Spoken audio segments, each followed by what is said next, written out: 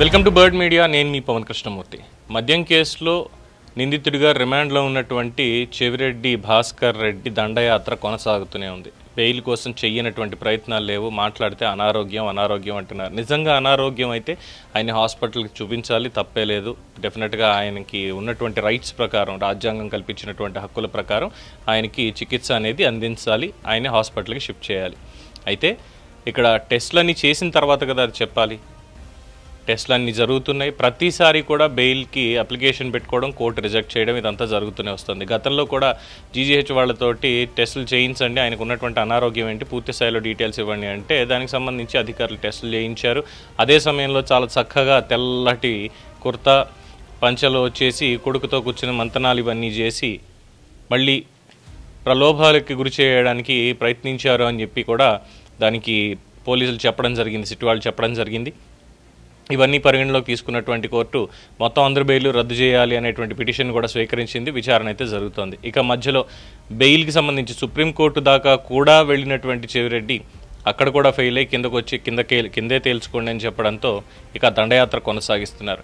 గతంలో కూడా నన్ను తీసుకెళ్లి జీజీహెచ్లో చేర్పించండి, లేదంటే నన్ను హైదరాబాద్ పంపించండి, నన్ను హిమాలయాలకు పంపించండి, ఈ టైప్లో నాకు అసలు ఆరోగ్యం బాగాలేదు, చాలా అనారోగ్యంతో ఉన్నాను నేను, కాబట్టి నాకు తిరుపతి స్విమ్స్లోనే నాకు చికిత్స కావాలి, ఇవి గతంలో పెట్టినటువంటివి. అన్నీ విచారించినటువంటి కోర్టు అలాంటివి ఏం అవసరం లేదు, జైల్లో ఉన్నటువంటి వైద్యాధికారి మీకు సరిపోతారు, అక్కడ కూడా సౌకర్యాలు బాగానే మెరుగ్గానే ఉన్నాయి, మీకు వచ్చినటువంటి రిపోర్ట్స్ ప్రకారం మిమ్మల్ని అక్కడ దాకా తీసుకెళ్లి చికిత్స చేయించాల్సినటువంటి అవసరం లేదు అనేది తేల్చేశారు. అంతా అయిపోయింది.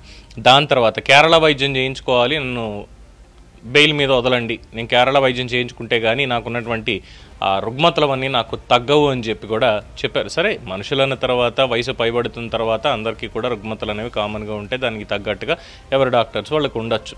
కానీ డాక్టర్స్ వరకు పరిమితం అయితే పర్లేదు, కానీ అక్కడికి వెళ్ళి కేసును నీరుగార్చేటువంటి ప్రయత్నాలు చేస్తారని చెప్పి సిట్టు వాళ్ళు చెప్పడంతో కోర్టు అలర్ట్ అయింది. దానికి సంబంధించి బెయిల్ కూడా అప్పుడు రిజెక్ట్ చేసింది.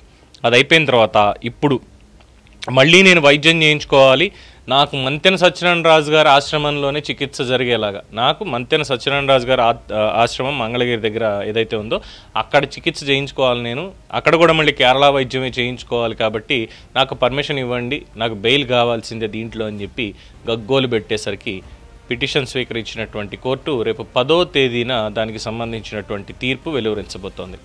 ఎందుకు మంగళగిరిలోనే మంతెన సత్యనారాయణ రాజు ఆశ్రమమే కొత్తగా ఇప్పుడు ఎందుకు వచ్చింది, నాకు అక్కడే కావాలి అని చెప్పని.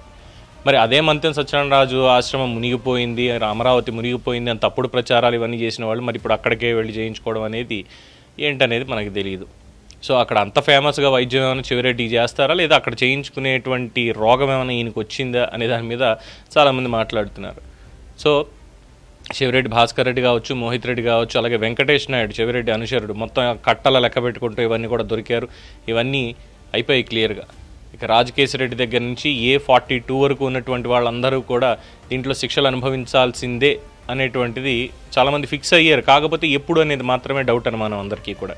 కానీ ఇంత లోపల మాత్రం ఈయన వేసేటువంటి ఈ అరుపులు, ఈ వేషాలు ఇవన్నీ చూస్తే ఎక్కడికి వెళ్ళినా నేను మద్యం తాగను, నేను మద్యంతో అసలు సంబంధం లేదు, ఎవరిని అడిగినా చెప్తారు, అది నాకు లేనటువంటి అలవాటుతో నేను ఎందుకు చేస్తాను, మద్యం తాగారని ఇంకోటి ఎవరో చెవిరెడ్డి గారి గురించి చెప్పలేదు, నకిలీ మద్యం అమ్మించారు అని, లేదు అంటే ఈ గత ప్రభుత్వమే అమ్మినటువంటి మద్యం దుకాణాల నుంచి వచ్చినటువంటి కలెక్షన్లు ఏ విధంగా ఈయన చేయించారు, దీంట్లో ఎంత వాటాలు ఉన్నాయి ఆయనకి, ఆయన ఎవరెవరికి ఎంతెంత డబ్బులు ఇచ్చారు, ఎవరితో టచ్లో ఉన్నారు, ఇవన్నీ కూడా చూసాం. బూచేపల్లి శివప్రసాద్ రెడ్డి దగ్గర నుంచి అందరి పేర్లు కూడా దీంట్లో బయటకు వచ్చాయి. ఆ రోజు ఎన్నికలకు ముందు ఎవరెవరితో ఈయన మాట్లాడారు, ఏం చేశారు, డబ్బులు ఎక్కడెక్కడి నుంచి వచ్చాయి, ఎలా పంచిపెట్టారు అన్నటువంటి విషయాల్లో.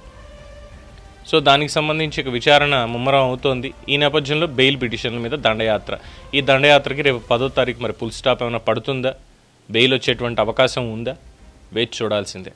సో 10వ తారీఖు బెయిల్ వస్తే మంతెన సత్యనారాయణ రాజు ఆశ్రమానికి కాకుండా బయటికి ఎక్కడికైనా వెళ్ళాడు అంటే ఫిక్స్ అయిపోవచ్చు ఈయన ఖచ్చితంగా అక్కడ సాక్షుల్ని ప్రభావితం చేయడానికి అని. అలాగే ర్యాలీలుగా తీసుకెళ్లి ఆయనకి వైద్యం చేయడానికి ఎంతమంది ఉండాలని కోర్టు ఏమైనా పర్మిషన్ ఇచ్చి, ఒకవేళ ఒక ఇద్దరు తప్పితే సహాయకులు ఇంకెవరో ఉండడానికి వీల్లేదు, ఎవరిని కలవడానికి ఎవరితో మాట్లాడడానికి వీల్లేదు అన్న రూల్స్ ఇవేమైనా మీరి మళ్ళీ బెయిల్ రద్దు దాకా తెచ్చుకొని ఈ మధ్యలో ఏదో కథాకామమిష్ చేసేసి కిలికేసి ఉన్న వాళ్ళందరినీ కూడా ఇంకా బయటికి లాగేటువంటి పనులు ఏమైనా చేస్తారా అని కూడా వేచి చూడాల్సిందే. దీని మీద మీ అభిప్రాయాన్ని కామెంట్స్ రూపంలో తెలియజేయండి. చూస్తూనే ఉండండి ది బర్డ్ మీడియా.